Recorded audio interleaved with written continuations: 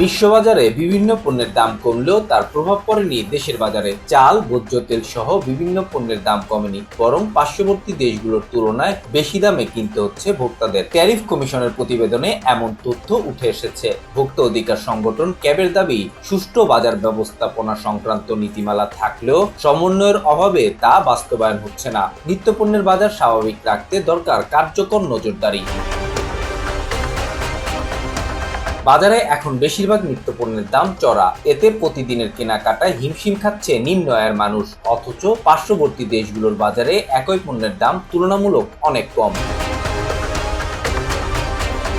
চালের দাম দীর্ঘদিন ধরেই উচ্চমূল্য স্থির। বর্তমানে ৮০ টাকার নিচে সরু চাল মিলছে না। মোটা চালের দামও ৬০ টাকার উপরে, যা গত বছরের একই সময়ের তুলনায় ১৭% বেশি। ট্যারিফ কমিশনের তথ্য অনুযায়ী বিশ্ববাজারে দরপতন ও দেশে ভালো ফলন সত্ত্বেও পরিকল্পনার ঘাটতির কারণে চালের বাজারে স্বস্তি আসছে না।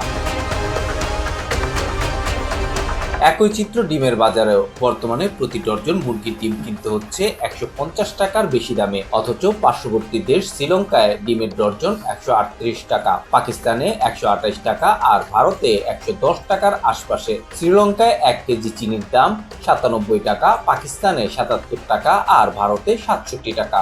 অথচ দেশে তা ১২০ টাকা কেজি। এসব দেশের তুলনায় ডাল ও ভোজ্য তেলের দামও বাংলাদেশে বেশি। বাজারে সব মৌসুমের সবজি পাওয়া গেলেও সেগুলো নাগালের বাইরে রয়ে গেছে।